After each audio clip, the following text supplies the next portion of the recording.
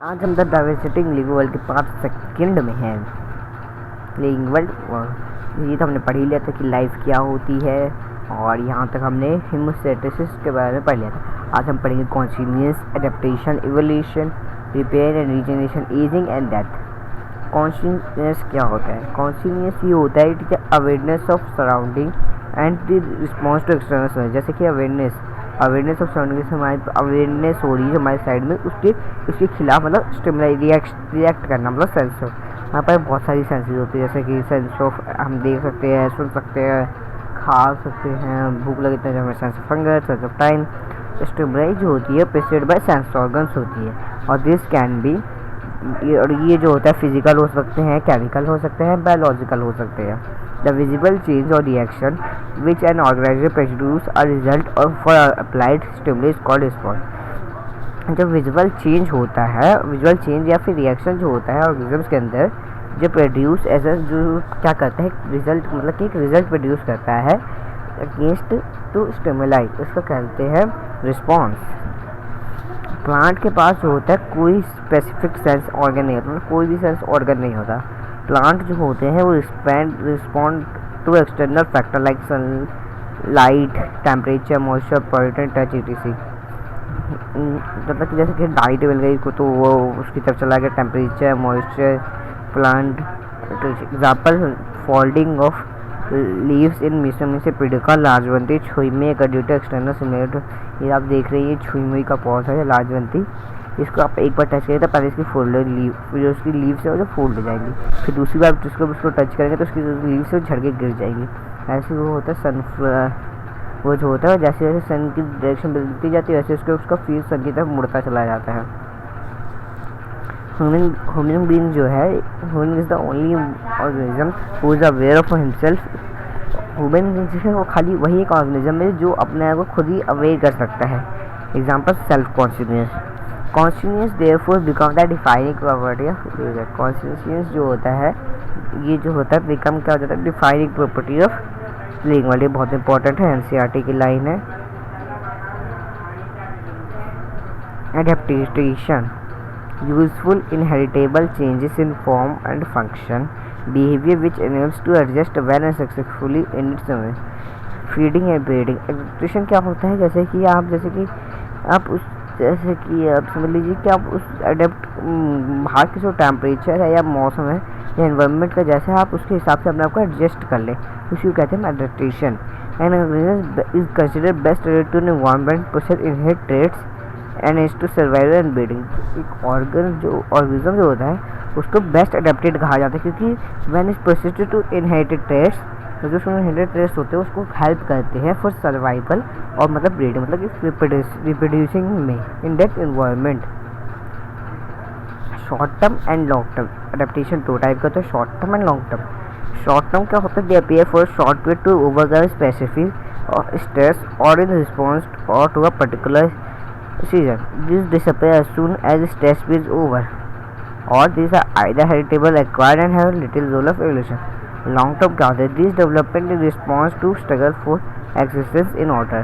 वो आपको डेवलपमेंट होता है कि आप उसको स्ट्रगल करें और उसके अंदर जी सकें। These are lifelong and remain present all time। और ये जो होता है लाइफ लॉन्ग होता है और ये प्रेजेंट होता है हर समय। These are always heritable and have a major role in evolution। Short-term adaptation. Most amphibians or reptiles and some mammals hibernate during unfavorable condition। जैसे कि जो बहुत तरीके के एम्फाइबियंस, रेप्टाइल्स और मैमल्स होते हैं वो हाइबरनेट करते हैं ड्यूरिंग अनफेवरेबल कंडीशन में। They metabolism slow down and they utilise to nutrient. उनका मेटाबॉलिज्म जो है वो स्लो हो जाता है और वो अपनी बचाई हुई एनर्जी, बल्कि अपनी बचाए हुए न्यूट्रिएंट से एनर्जी ऑब्टेन करते हैं। Long term adaptation. Long term adaptation, the claws of different birds are well adapted to suit their perching habitats. जो क्लॉज ऑफ डिफरेंट बर्ड्स, जैसे कि ये है ऑस्ट्रिच का पैर जो उल्टे जैसे दिख रहे हैं आपको, ये उसके रनिंग के काम में आता है। ऐसे क्लिंगिंग क्लाइंबिंग के लिए would keeper, stacking and catching के लिए हॉक, पैरसिंग के लिए पिजन, स्विमिंग के लिए डक। एवोल्यूशन क्या होता है, Unit of evolution is given to population. It means to unroll and unfold of real and hidden potential. इसका मतलब होता है कि जो अनरोल और अनफोल्ड है वो हिडन पोटेंशियल है। डार्विन ने डिफाइन किया था कि evolution as a descent with modification. जो इवोल्यूशन है वो डिसेंट होती रहती है उसके मॉडिफिकेशन के हिसाब से, और जो कॉम्प्लेक्सिटी होती है उसका कभी भी एम नहीं होता एवोल्यूशन के साथ। रिपेयर एंड रीजनरेशन, ये जो होता है एबिलिटी होती है टू रिपेयर और रिन्यू डैमेज और लॉस्ट बॉडी पार्ट्स। ये जो एबिलिटी होती है, जैसे कि यहाँ पे हमारा जो हाथ है जो कट जाता है, तो यहाँ पर कुछ दिनों बाद थोड़ी ठीक होते खुद ही ठीक हो जाता है, मतलब कि काम जो है वापस आ जाती है। जैसे हम कहें lost body parts in post embryonic life of an organism. All living organisms heal their wound और repair the damage part. All living organism जो है हील कर लेते हैं अपने वाउंड्स को, मतलब कि ठीक कर लेते हैं और रिपेयर कर लेते हैं अपने डैमेज पार्ट्स को। एजिंग क्या होता है? एजिंग जैसे कि यहाँ पे देखिए जाइगोट से क्लीवेज बना, क्लीवेज से मोलुरा बना, मोलुरा से फिर एम्ब्रियो, एम्ब्रियो से ऐसे बनते बनते बच्चा हो जाता है। इट इज़ एजिंग क्या होता है? It is a progressive decline. ये जो है प्रोग्रेसिव डेक्लाइन है, डेट्रियोटेशन है in structure and function of an organism. Study of ageing is gerontology. जो स्टडी करते हैं एजिंग की उसको कहते हैं gerontology. Ageing start before birth. Ageing जो है स्टार्ट हो जाती है बिफोर बर्थ। बायोलॉजिकल एजिंग जब जाइगोट फॉर्म होता है तभी से ही एजिंग जो है स्टार्ट हो जाती है, मतलब जो बायोलॉजिकल एजिंग होती है जब जाइगोट फॉर्म होता है तभी से उसकी एजिंग जो है शुरू हो जाती है। कोलेजन जो एक प्रोटीन होता है, collagen is important extracellular protein is involve in ageing. ये जो है एजिंग में इन्वॉल्व होता है। With advancing ageing it become rigid and impermeable. Advancing ageing में ये जो है रिजिड और इम्पर्बियल बन जाता है। Oxygen nutrients find it difficulty to enter the cell and metabolites can not leave cell easily. और ये जो है एंटीऑक्सीडेंट्स होते हैं जो कि एजिंग को मतलब कि कम करने में, मतलब एजिंग जो है चेहरे पर ना दिखाई दे उस समय काम आते हैं। जैसे कि metabolic waste can not leave the cell easily.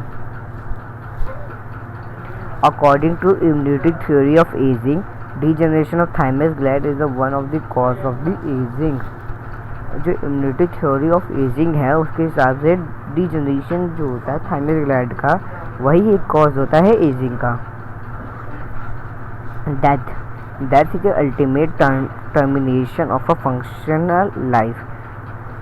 Death जो है एक अल्टीमेट टर्मिनेशन होता है फंक्शनल लाइफ का, मतलब कि एक टाइम पे वो जो ख़त्म होने वाली लाइफ होती है उसको उसी को कहते हैं डेथ। स्टडी ऑफ डेथ को हम थैनेटोलॉजी कहते हैं। स्टडी ऑफ डेथ को थैनेटोलॉजी कहते हैं। It is the most important regulatory process. ये जो है मोस्ट इंपॉर्टेंट रेगुलेटरी प्रोसेस होता है which prevents over crowding and brings recycling of material. ये जो है मोस्ट इंपॉर्टेंट होता है regulatory process. It is most important regulatory process होता है जो होता है प्रिवेंट करता है ओवर क्राउडिंग और ब्रिंग करता है रिसाइकलिंग ऑफ मटेरियल, जो है ब्रिंग करता है रिसाइकलिंग ऑफ मटेरियल्स को। डेथ जो होते हैं टू टाइप के होते हैं, clinical death and biological death. Clinical death जो होती है उसमें हार्ट बीट स्टॉप हो जाती है, पल्सेस स्टॉप हो जाती है, ब्रीथिंग स्टॉप हो जाती है, पल्स जो मतलब पुतलियाँ जो फैल जाती है, ऐसे जो पुतलियाँ फैल जाती हैं। बायोलॉजिकल डेथ जब होता है जबकि आपका दिमाग जो है काम करना बंद कर दे। It refers to stoppage of functioning of brain. Pallor mortis जो होता है it is a paleness which after the death. ये जो पेलनेस होने लग जाता है और ऑर्गन की करके डेथ होने लग जाती है उसे कहते हैं pallor mortis. Livor mortis, setting of blood in a lower portion of body. जो लीवर मोटिस होता है जैसे कि आप जो है खून जो है आपको शरीर का सब सर से लेकर यहाँ तक का सब जो है नीचे आने लग जाता है, पूरे नीचे के शरीर में जम जाता है। एल्गर मोटिस जो है गलती से मैंने ऊपर नीचे कर दिया है, ये वाला है रिगो मोटिस और ये आ रहा है एल्गर मोटिस। तो आप देख लेना जहाँ से एल्गर मोटिस जो होता है muscles enter prolonged phase of contraction. Muscles जो होते हैं एंटर होते हैं प्रोलंग्ड फेज ऑफ में contraction after the death. Muscle जो है एंटर हो जाते हैं पुलेंट फेस, मतलब कि जो एंटर हो जाता है, मतलब कि जो होता है उनका, तो उनकी हड्डी कॉन्टैक्ट मतलब कि जकड़ जाते हैं उनके हाथ पाँव आफ्टर दैट। और रिगर मोर्टिस जो होता है रिडक्शन, मतलब कि जो है शरीर का टेम्परेचर जो कम हो जाता है, मतलब कि जो लाश वो ठंडी पड़ने लग जाती है। With in this duration of clinical and biological death, इसके ड्यूरेशन में क्लिनिकल और बायोलॉजिकल डेथ के internal organs can be transported.